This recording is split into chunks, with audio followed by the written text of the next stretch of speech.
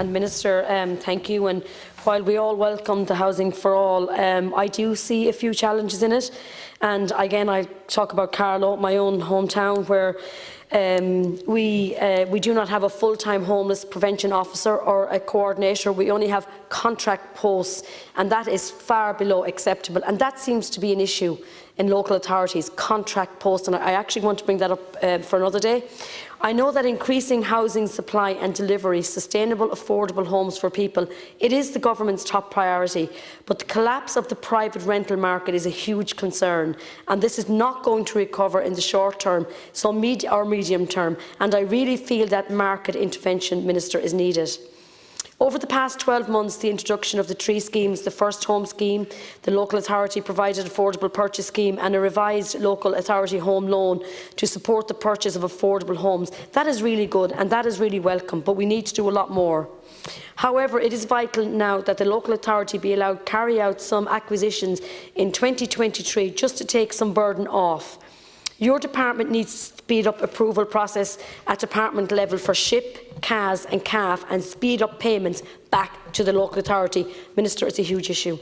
I am particularly concerned with the lack of emergency accommodation, especially for victims of domestic violence. As you know, Carlow does not have a refuge.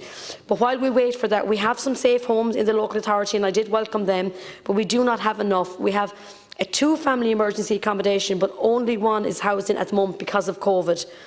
Now, I also want to speak to you, Minister, about legislation I believe needs to be changed. Currently, local authorities can't put in Regulation 49, people in social housing, so they need an AHB to manage them. So there is no such thing as a temporary licence. So AHBs go on, as you know, the RTB houses, and they are the sensible models for that, looking after that. So this kind of accommodation is so important. So, Minister, what steps are being taken with this Regulation 49, and will you come back to me? You've told the House today about 282 tenancies under the Housing First, and that needs to be addressed. It needs to be extended and expanded, and again, I think that the numbers are very low.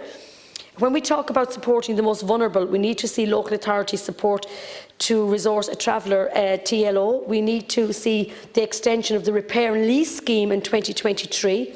And I would venture that the acquisition ceiling limit for houses that require special adaptation grants should absolutely be increased.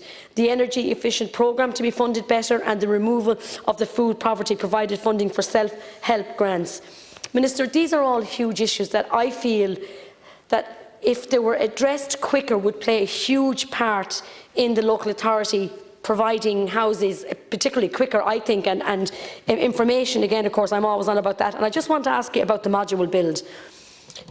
I have brought this up several times here in this chamber.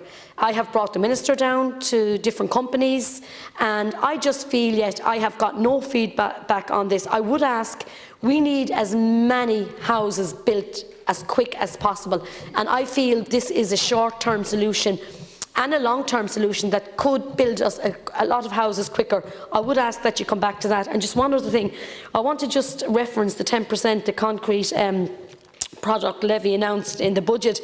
Again, Minister, I've had hundreds of phone calls about it, and I just think that, you know, for people that are building a house first time, or, you know, as farmers have contacted me, I don't think there's anyone who hasn't contacted me. It's a huge concern, and I would ask that we look at it. Thank you.